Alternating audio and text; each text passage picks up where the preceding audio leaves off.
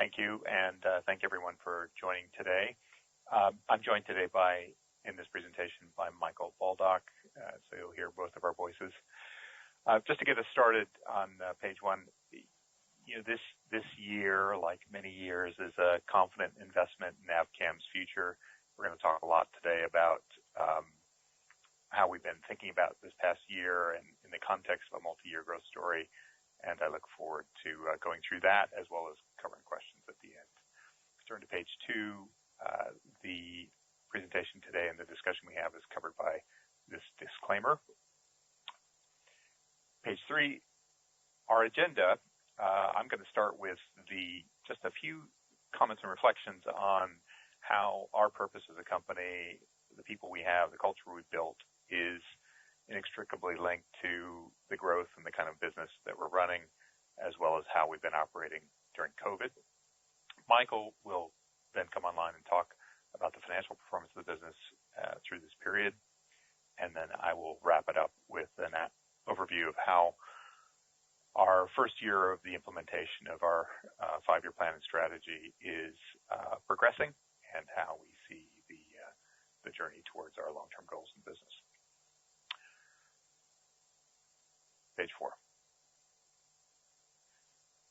Throughout all of the presentations that we've done together, I've always started with our purpose, how we're connected to life science, and talked about how important it is that Abcam is pursuing a path towards influencing life sciences and having real impact on society, and that if we do that well, it will translate into benefits for the society, but also for the business and all stakeholders.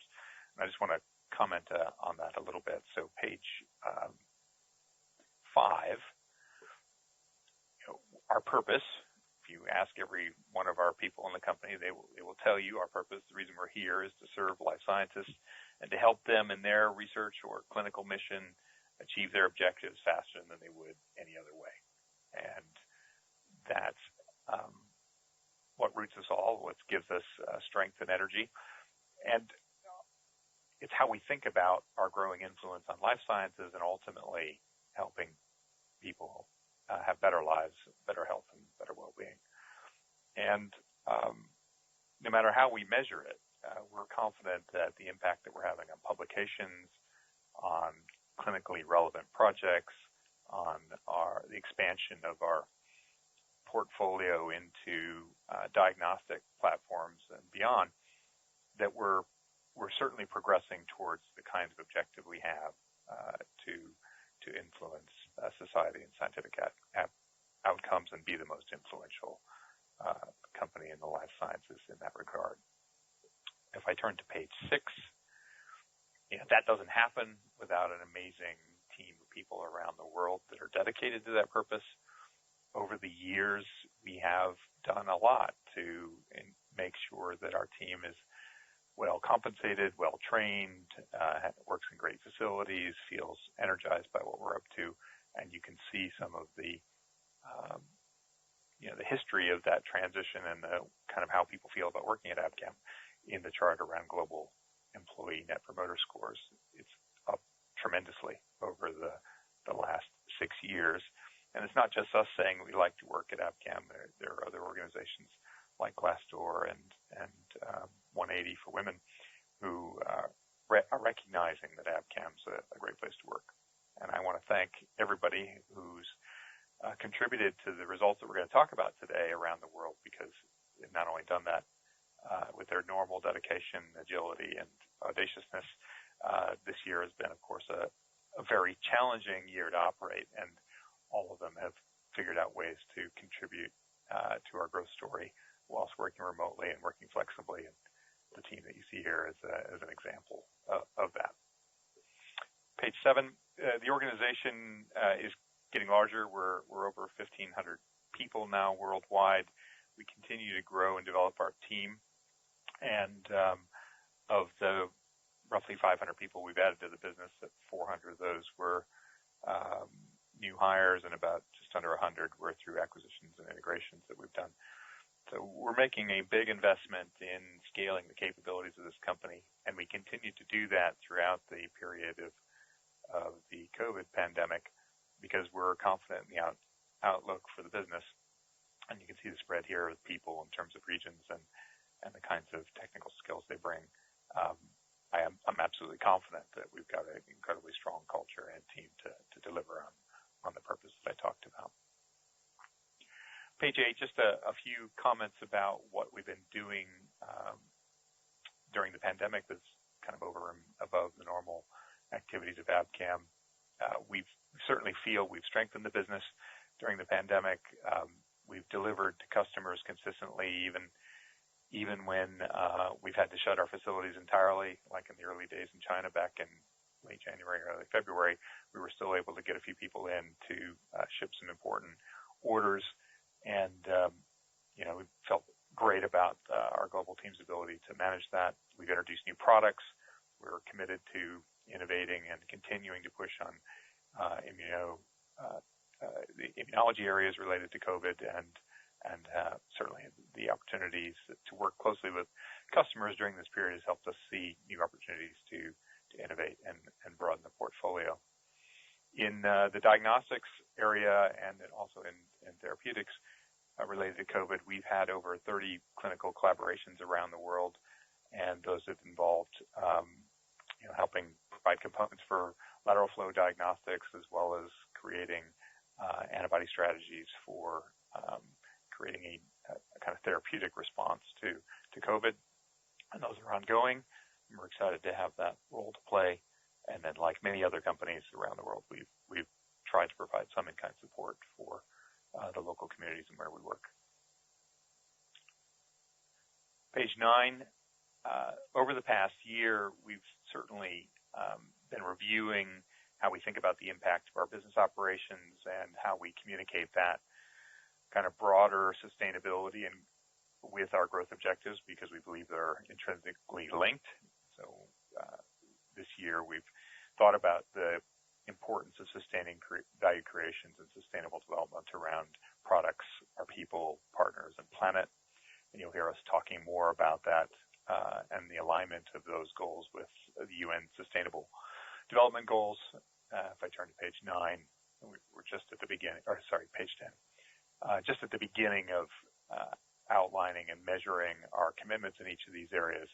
And we'd like to make it easier for everyone to understand how we've always run the business, but to make it easier to sort of understand what we're doing and how we connect that to growing our impact and running a socially responsible business.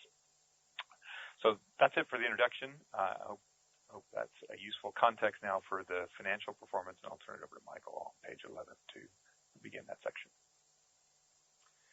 Thank you, Alan, and good afternoon, everyone. If we could turn to page 12, please. The most important point I'd like to make during our financial presentation today is that we've delivered a resilient top-line performance against the backdrop of COVID-19 while continuing to invest in our long-term growth strategy. Our revenues on a reported basis was flat at £260 million and benefited from a small foreign exchange tailwind. On a constant currency basis, revenue declined 1.4%.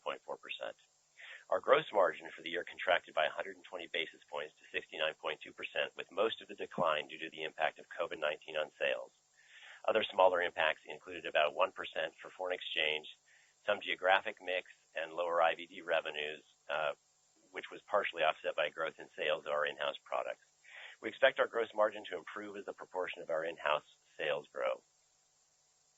After the strategic investments made during the year, our adjusted operating profit was £44.5 million. Those investments, which I'll talk about later, included 30% expansion in our global headcount, as Alan mentioned, to approximately 1,500 people, the integration of 4 acquisitions, which brought in over 80 people, and a doubling of non-cash costs comprising depreciation, amortization, and share-based compensation. Our adjusting operating profit margin of 17.1% was below the target we set at the start of the year of 25 to 28%, but it's important to note that this was entirely attributable to the impact of COVID-19, together with the impact of the acquisitions made in the year. Had the second half sales continued the same trend that we saw in the first half, we would have been in line with our target. We continue to intend to invest further behind those acquisitions as well as in our growth initiatives in the year ahead. Adjusted fully diluted earnings per share was 16.6 pence per share, reflecting both a decrease in earnings and an increase in share count resulting from the 5% share placing we did in April. The group continues to be highly cash generative, with cash generated from operations of 63.3 million pounds, and this, together with the proceeds from the 110 million pound share placing, means the group ended the year with a net cash position of over 80 million pounds, providing ample liquidity to support our organic investment plans. As set out in the interim results, the board sees significant further opportunities for profitable growth and attractive returns on investment, and believes that the best way to maximize shareholder value over the long term is to increase the group's flexibility to invest in those opportunities as they arise. This view is shared by a significant majority of our shareholders we consulted with, and accordingly, the board has decided not to declare a final dividend for the fiscal year. The board will continue to review this and the group's capital allocation and dividend policy on an ongoing basis, with future distributions reflecting the group's cash generation and investment opportunities. If we could turn to page 13, please. So let's turn to our revenue performance. Catalog revenues, which accounted for about 94% of the total in the year, was broadly flat at 243.1 million pounds, benefiting slightly from foreign exchange. This performance resulted mainly from the impact of COVID-19 pandemic in the second half of the year, where we saw a reduction in demand as research labs reduced activity or shut down temporarily. We continued to serve the needs of laboratories that remained open, but the reduction in demand during the last 4 months of the year resulted in a 10.5% budget shortfall in catalog revenues. Within catalog revenues, in-house products delivered a strong relative performance, increasing by 7.4% on a reported basis to 114 million pounds, or 47% of catalog revenue. Including CP&L revenue, total revenue from in-house products and services increased 6.2% on a reported basis to 131.3 million pounds, and represented for the first time over 50% of total revenues. The resilient demand for these products reinforces our underlying basis for our organic growth and our growth strategy. Turning to CP&L. For the first time, to aid understanding, we've broken out CP&L by its component parts. As you can see, CP&L revenue actually comprises 3 main revenue streams: the custom service business, revenue from the supply of products for in vitro diagnostics use, and royalty and license income, including milestone payments. Custom services and royalties and licensing revenue lines both grew double digits, and we're pleased to see the downstream benefits from the last few years driving royalty growth.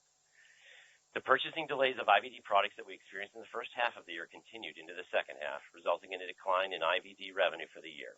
We continue to build long-term relationships with our major IVD customers, and we remain confident in the long-term growth potential of this area of the business. If we could turn to page 14, please.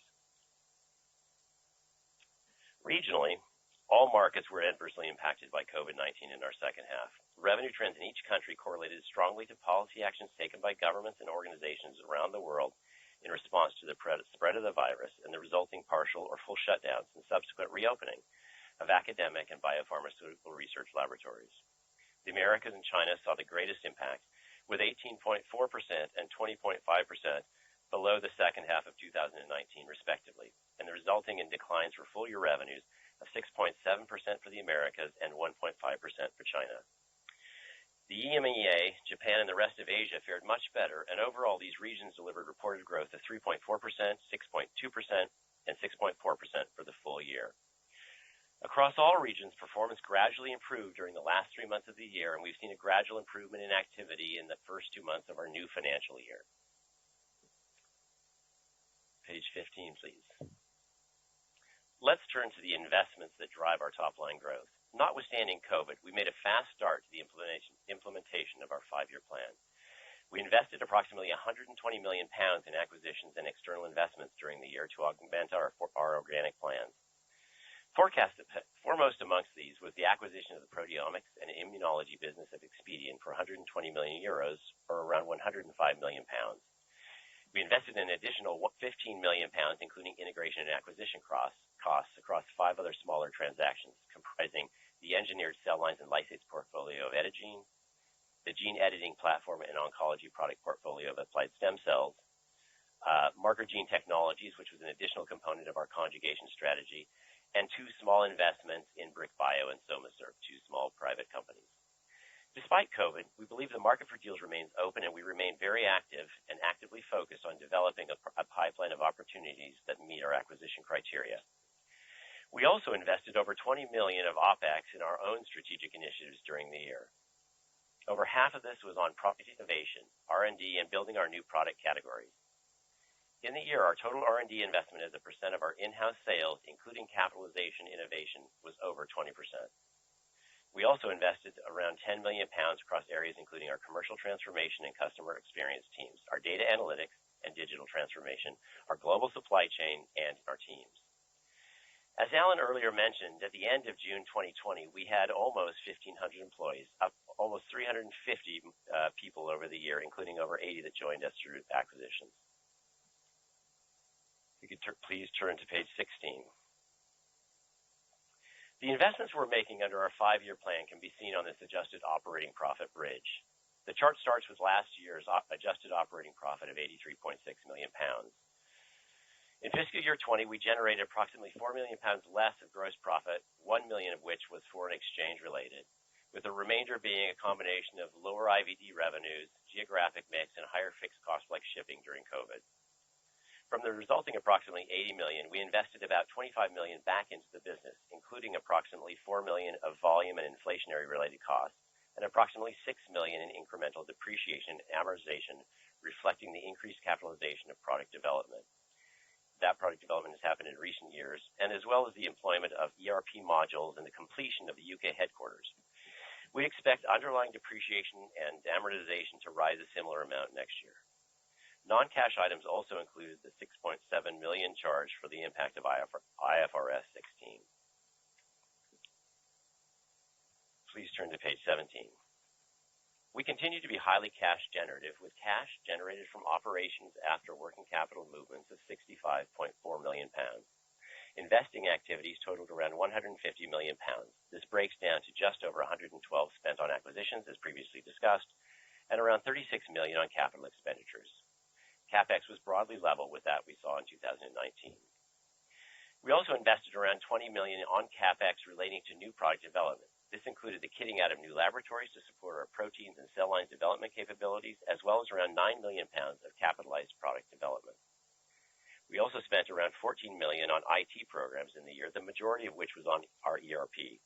We now anticipate the majority of the final modules of our ERP to be deployed in fiscal year 21 at a similar capital cost to fiscal year 20. Moving to financing activities, we drew down on the RCF in January to fund the Expedion acquisition. Subsequent to the acquisition, we paid down part of this borrowing before drawing down again in March, following the escalation of the COVID-19 pandemic to provide additional operational flexibility. The balance outstanding at the year end was £106.4 million, leaving £93 million still undrawn, as well as an accordion option of up to an additional £100 million. After proceeds of the £110 million from the equity issue in April, and dividend outflows to shareholders of £25 million during the year, total cash inflows from financing activities was £184.5 million, resulting in a gross cash position of £187.3 million at year end. If we could please turn to slide 18. As we discussed during a trading update in July, scientists around the world have continued to adapt their working conditions to COVID-19. The improving trend of activity we saw during the later stages of 2019-20, as shown in this chart, has gradually continued into the new fiscal year across our major regions. Nevertheless, given the clear risk around further outbreaks, the potential for reintroduction of more stringent lockdown measures, and general lack of visibility on short-term outlook, we are not providing full-year guidance at this time. With regards to our longer-term outlook and goals, notwithstanding the short-term impact of COVID-19, the fundamentals of our business are strong and the long-term dynamics of our markets are very attractive. Undoubtedly, COVID-19 has brought a level of uncertainty with respect to the near-term outlook. However, with that being said, we remain committed to the strategic investment plan we laid out in September 2019 and remain focused on achieving those financial goals. To further support the group's plans, in July 2020, the board announced its intention to explore a secondary listing in the United States. Further to subsequent discussions with an analysis, the board has decided to pursue a potential secondary listing on NASDAQ, supplementing the group's existing listing on AIM. The proposed secondary listing is expected to occur in the final calendar quarter of 2020, subject to market and other conditions. In summary, despite everything that's going on in the world, these remain very exciting times at Abcam, and we continue investing in the business and remain focused on delivering our goals in order to deliver our long-term profitable revenue growth. Thank you. Now I'll turn it back to Alan to update on our strategic progress in the year. Thank you, Michael. Turning to page 19. 11 months ago, we and the entire team of Abcam described in great detail our aspiration to and goals to build a business that was 400 to 50 to 500 million in revenue and had attractive economics by kind of November 2024. And we continue to believe in that opportunity, and we're investing behind it. And what I want to talk about now is just the progress that we've made in year one, and then I'll wrap it up from there. So if I turn to page 20, the 6 major drivers to sustain our growth are all important, and we've, in this first year, been able to put capital and smart people or with real talent and capabilities that we have brought in or developed over time and good ideas to work in each of these areas.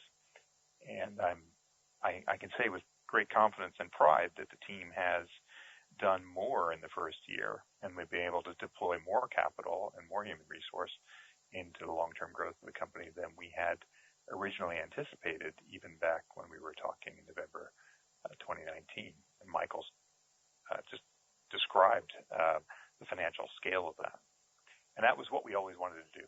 That we wanted to put our foot on the accelerator, see how fast we could go, because we know the faster we drive into the investment, the more likely and more secure the out years are going to be in terms of the financial outcomes from those innovations and things that we're building in the company.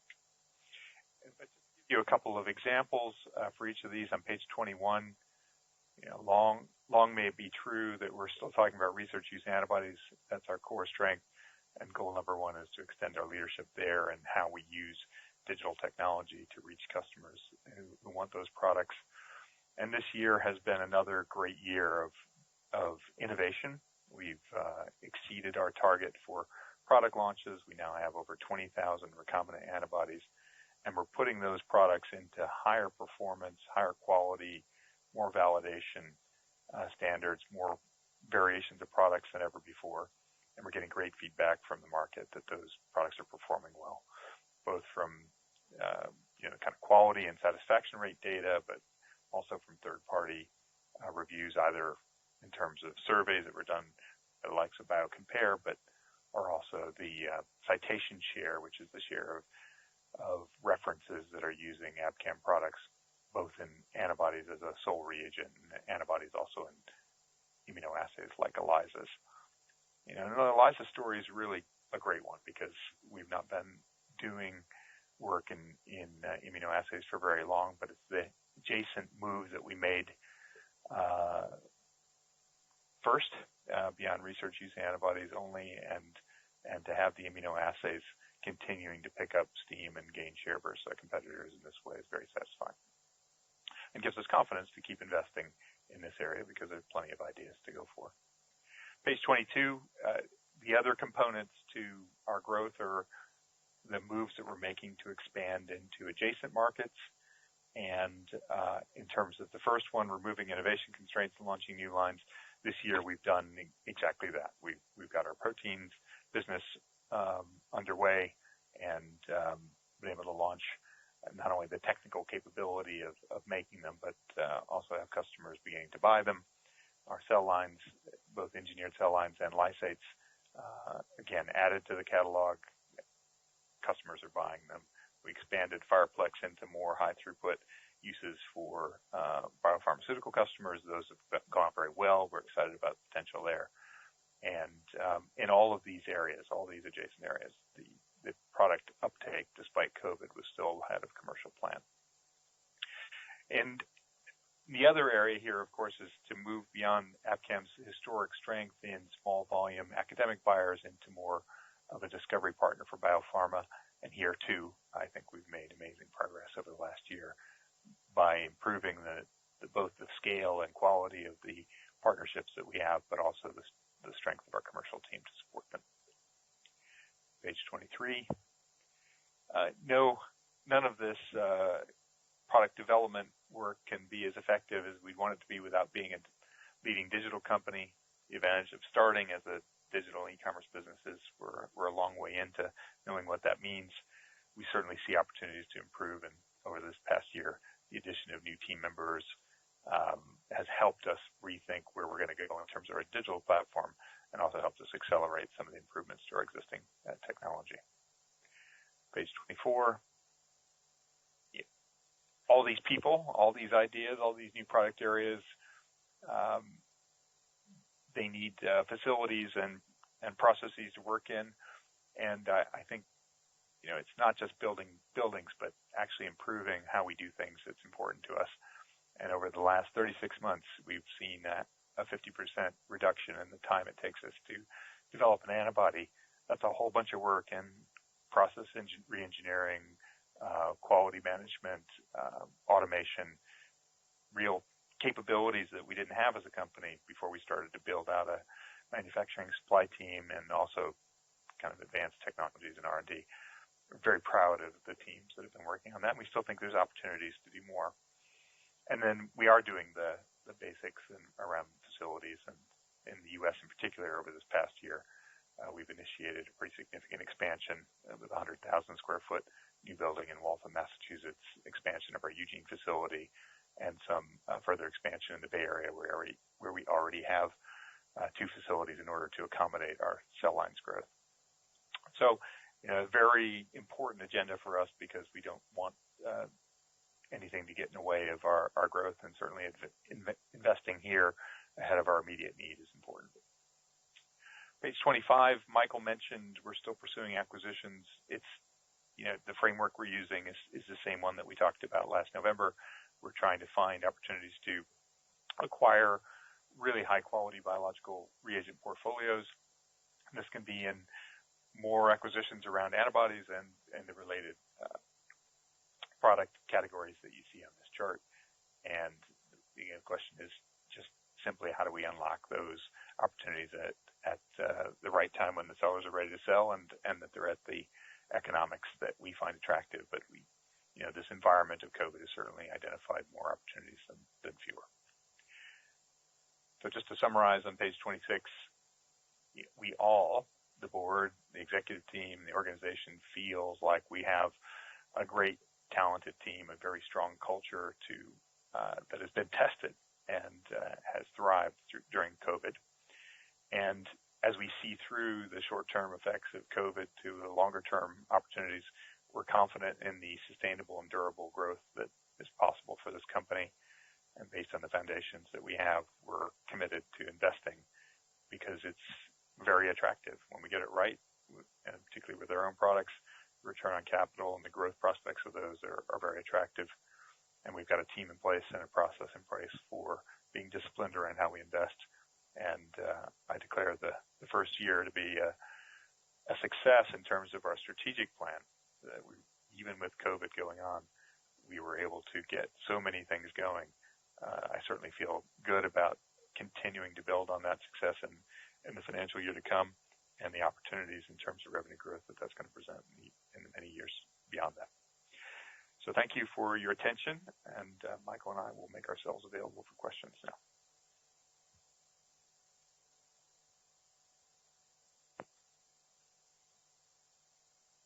Ladies and gentlemen, if you would like to ask a question, please press star followed by 1 on your telephone keypad now.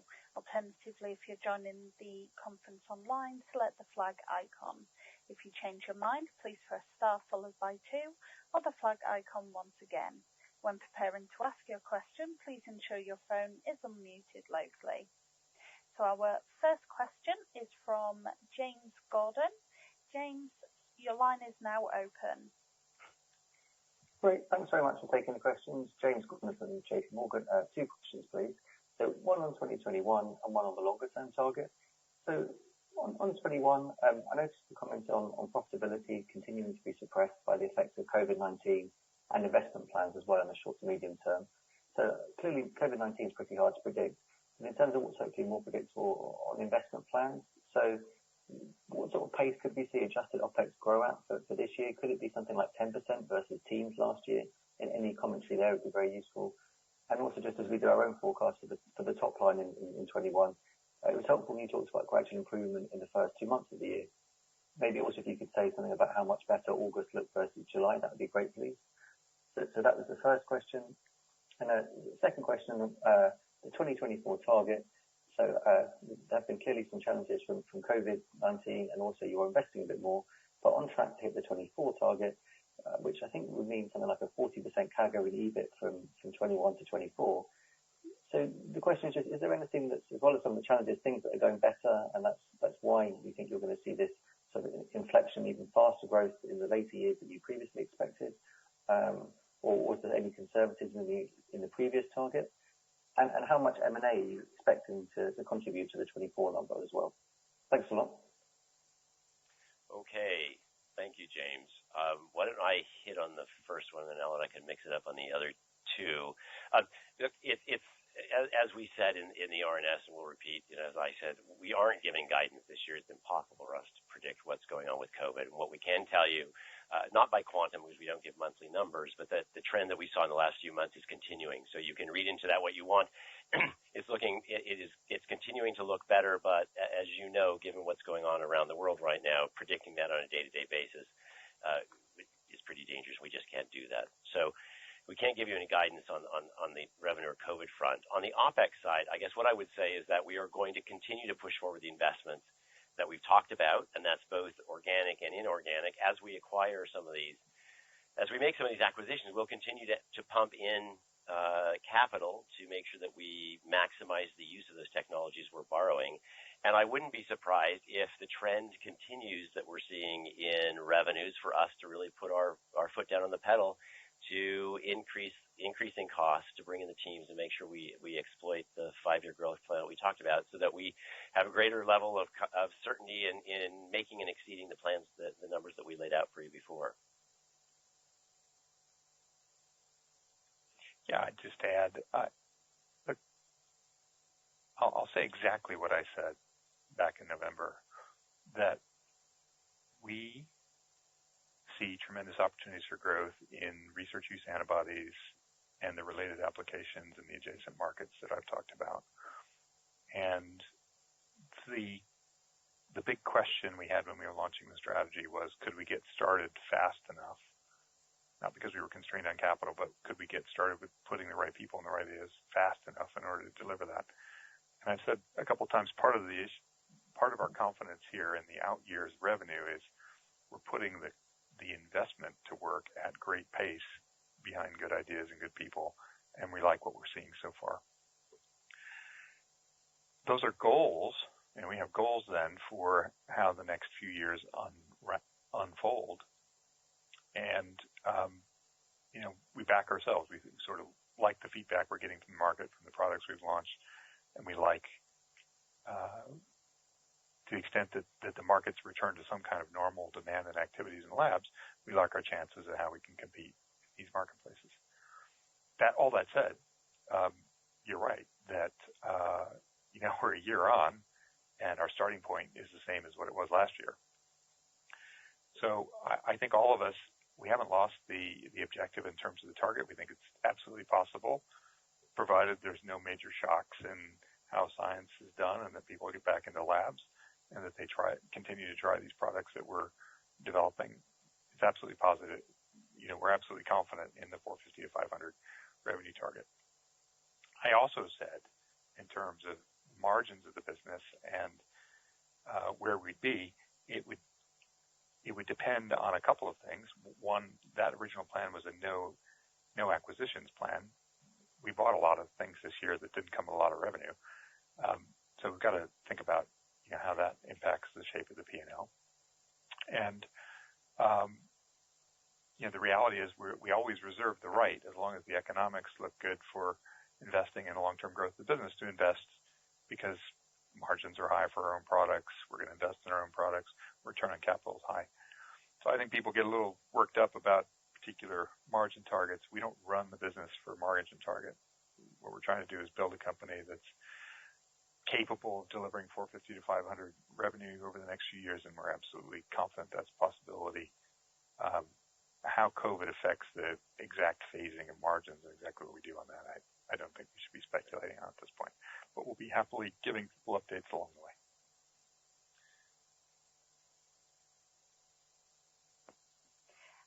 Our next question is from Charles Weston of RBC. Charles, please go ahead. Hi, good afternoon. 3 questions, please. Maybe hit them one at a time. First of all, on the CP&L line, you said in the presentation over 2,000 projects since 2013. I'm just wondering if you could give us a run rate of the number of projects that you're completing and licensing deals that you're completing per year, please.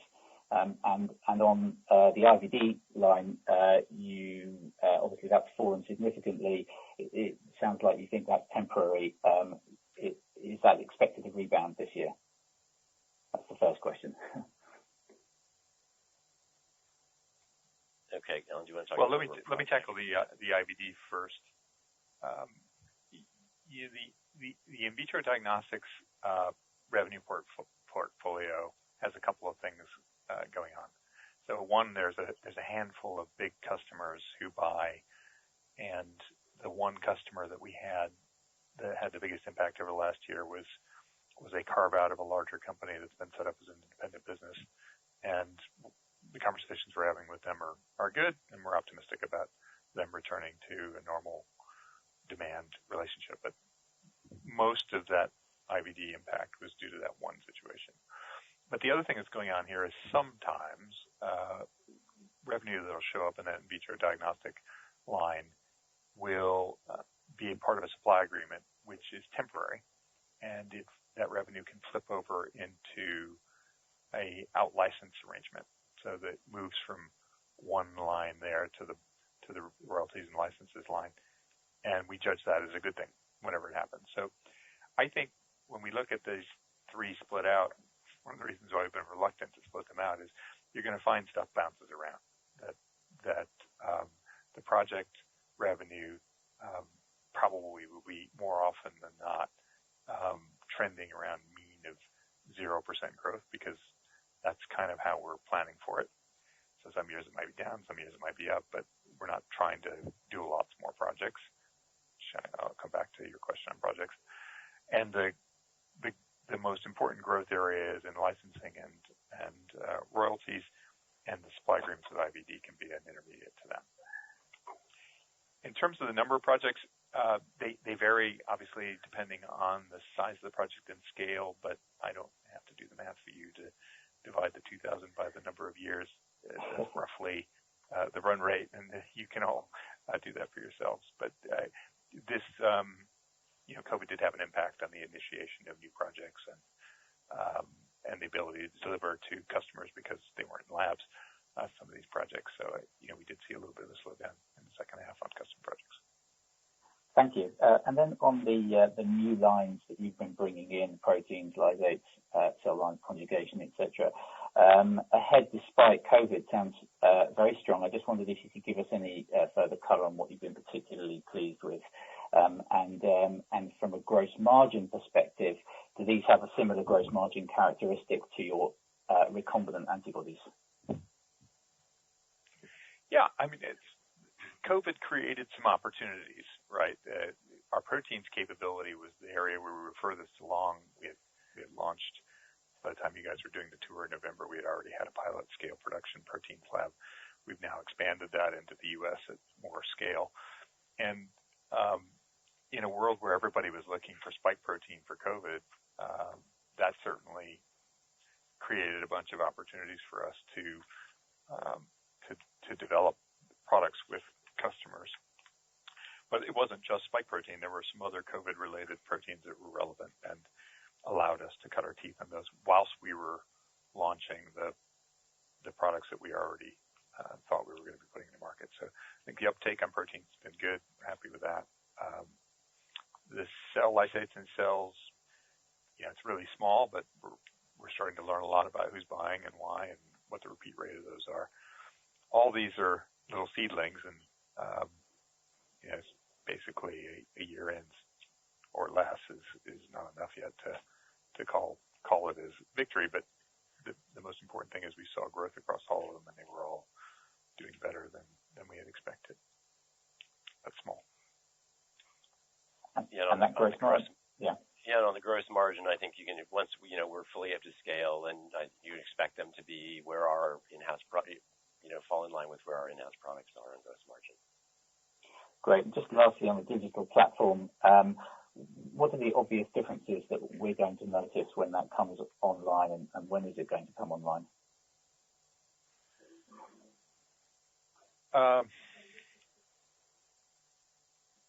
The most obvious difference over time will be an increased level of personalization.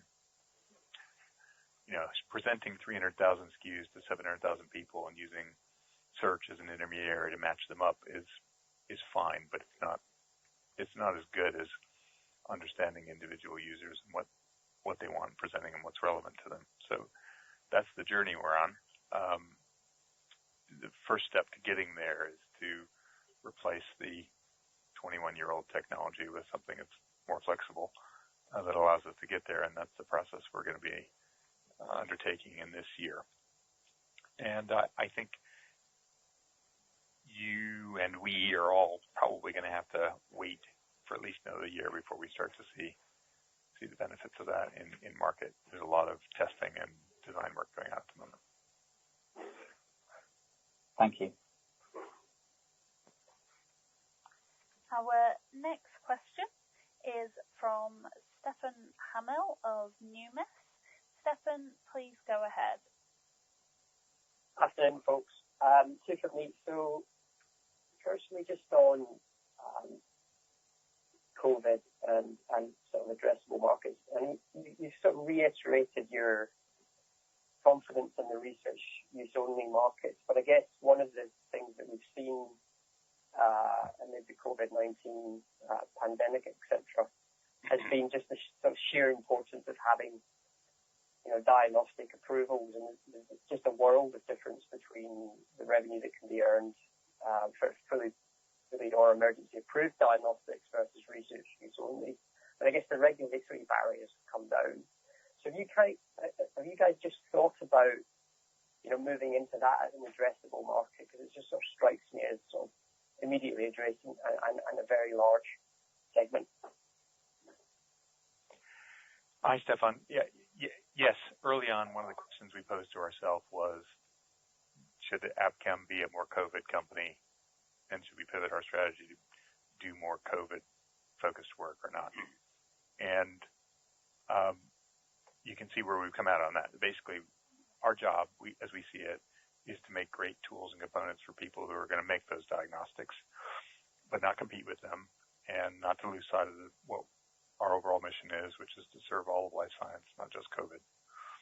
So we have not gone down the route some other companies have gone, which is to create our own antibody tests and other things, because that's not us.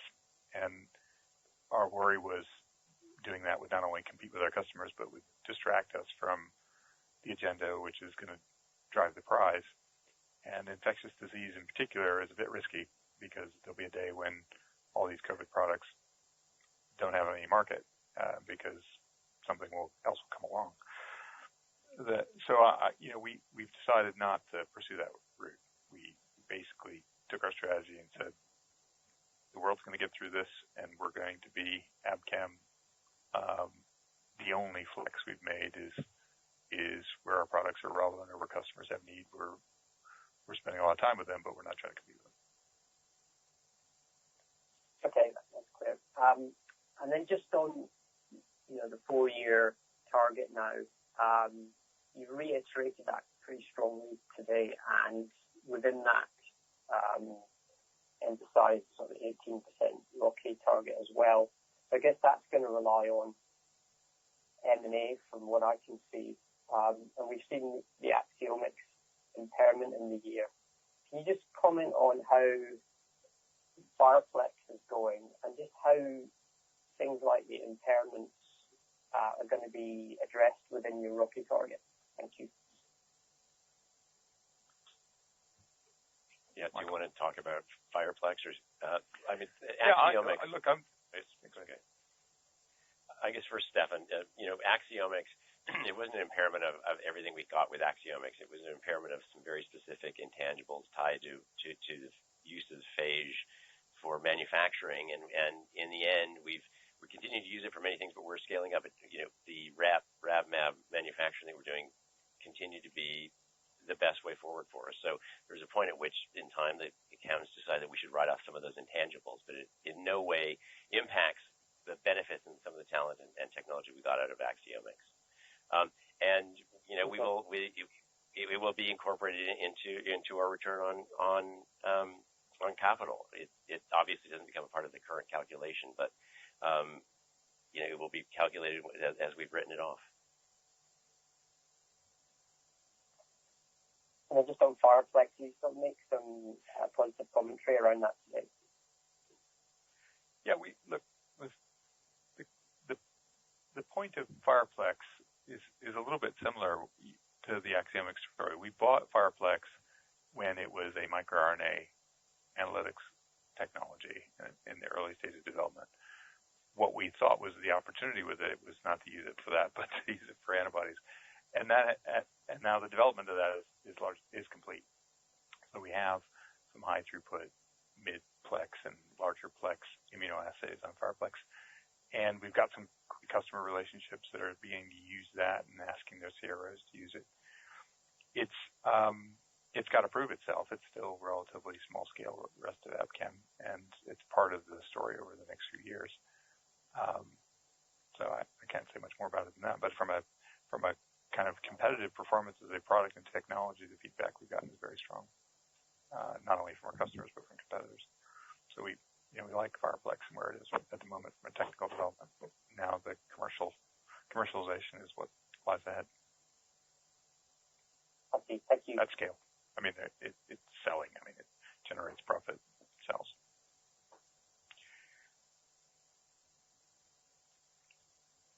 And you mentioned that you thought we'd have to buy to get to the 450 to 500 revenue target. I don't think we see it that way. Our next question comes from Christian Glennie of Stifel. Christian, please go ahead. Hi guys, good afternoon. Thanks for taking the question. Just a couple related to the helpful slides you put on slide 18 or charts. Just to get a bit more of a sense maybe for current trading, I know obviously sort of it's largely in line, but just to see what you can comment on more on July and August. Is it more on the sort of flat? You obviously got to sort of almost flat at the end of June, because the second chart in terms of lab activity looks like a bit of a snapshot from August, suggests 70% are either shut down or partially operated. Roughly, I guess, on an overall basis, 30% are fully operational. So if you're still flat despite that level of activity? Michael, I'll take this. So I think that chart on page 18 at the bottom in terms of lab activity ought to give all of us the same cautious perspective on trying to call anything, because you rightly point out that even as of the first couple of weeks of August, the majority of labs were not yet fully operational.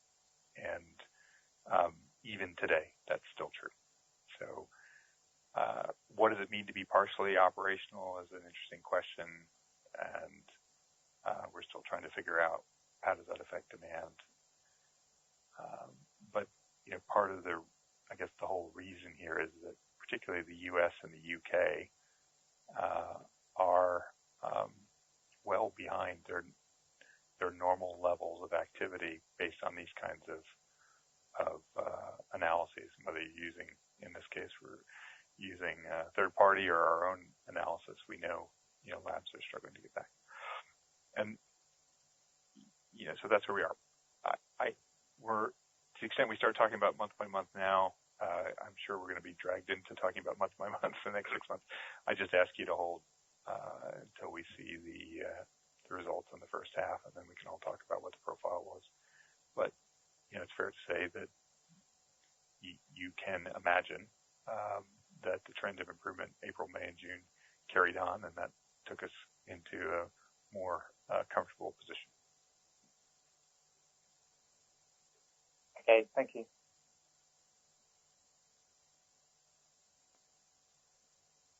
Our next question comes from Miles Dixon of Peel Hunt.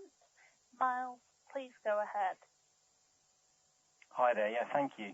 So hopefully three pretty quick ones. But firstly, with the removal of the dividend today, does the flexibility of being able to deploy that additional capital create risk to the upside in the 450 to 500 million target, please? Michael? No, I don't think it creates risk at all. I think it's really just looking. They're two different things, right? We are very comfortable with the targets we set and getting there. Then it becomes how do you finance it? And we just think the returns to shareholders will be better served and will be better by investing that money directly into those opportunities as opposed to paying it out as a dividend. Okay, and I think you've probably already addressed this, but just to ask once more, the operating costs. Clearly, you're not going to commit to a quantitative number, but is it fair to assume that if you're deploying capital a bit faster, we might expect the profile to bottom out a bit sooner, or is that too simplistic? I think it's probably too simplistic. Okay, great. I'm just to say, like our first year, when Alan mentioned when he was talking that we actually were able to deploy more than we thought we were.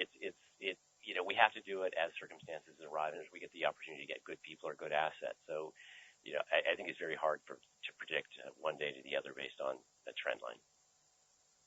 Okay, thanks. And then just lastly, on the industry partners, so I think that the developments you've seen there with Cancer Research UK and Michael J. Fox, that's really interesting. Have you got any analytics yet which demonstrate that that's seeing improved traction with either your pharma partners or academic users?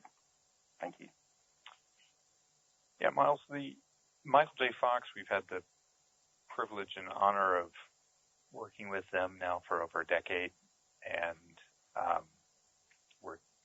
we're a very, very strong company in Parkinson's area research, and that gives us a lot of credibility in that field and helps us figure out what the next new product should be and to whom are they relevant. So that partnership of providing funding to open up new areas, whether it was LRRK2 or alpha-synuclein or a variety of other areas where together we've provided tools and capital to the right researchers, that has worked and is a template for how we've thought about other relationships like Cancer Research UK, and we'd love to do more of that. I would love to do that sort of arrangement with every major funding organization in the world that's focused on particular areas or more broadly. Cancer Research UK, we're optimistic about it because obviously it's a very large scale, important funder in cancer research, and we're at the very beginning of that relationship. We look forward to years of collaboration with them to make sure that the cancer researchers they're funding are getting the tools they need to provide consistency and quality and reproducibility across their product portfolio. And that little chart on page 19 was kind of step one of that, to be able to run joint video conferences with CRUK funded centers on cancer research tools. That's where we're stepping into.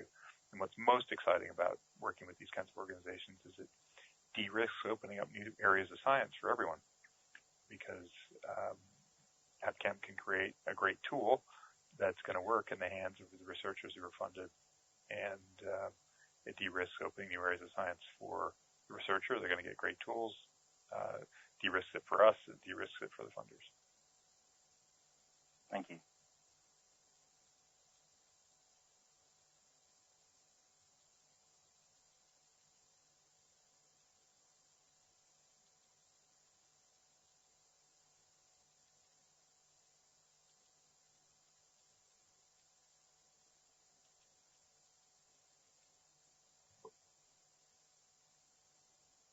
That big pause of silence. I guess that's it for questions. Operator, anything further?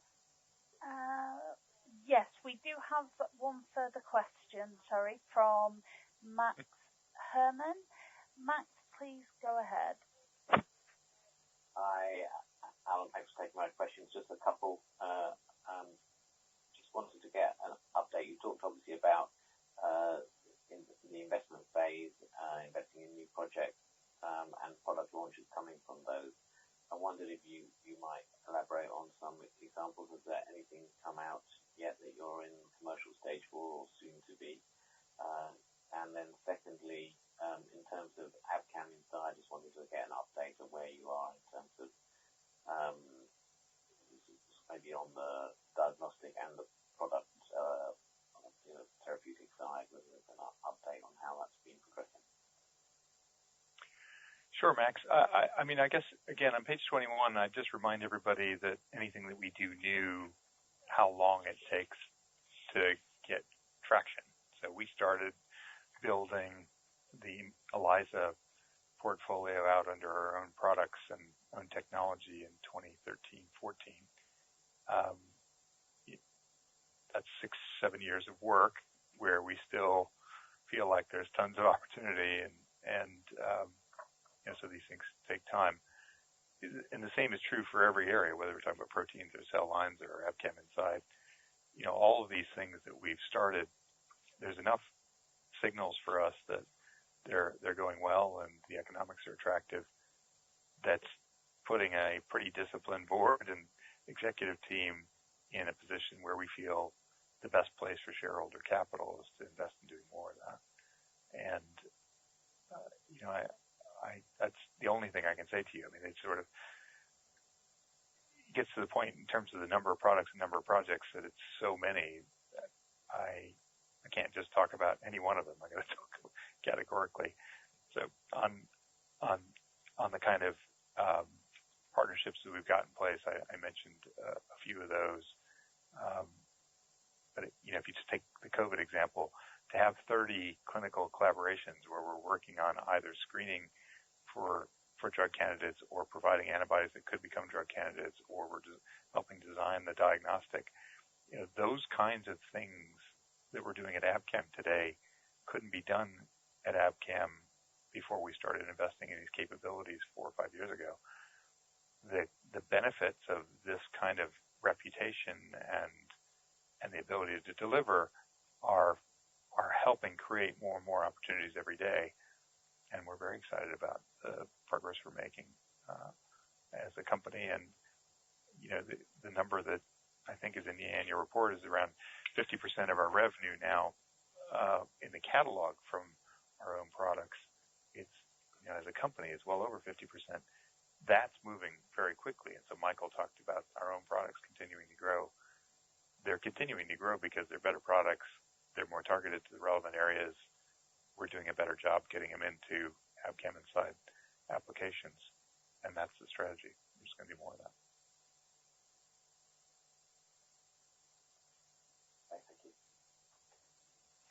We have a follow-up question from Charles Weston of RBC. Charles, please go ahead. Thank you. Just with regard to your NASDAQ listing, is the main aim here to get access to a different pool of investors and research analysts, or is it to raise equity? Charles, given U.S. securities laws, we're constrained in what we can say to what we said in the statement. And I think we continue to say, too, that no decision has yet been made with respect to raising capital on the part of the listing, and we'll update the market further as plans develop. Thank you.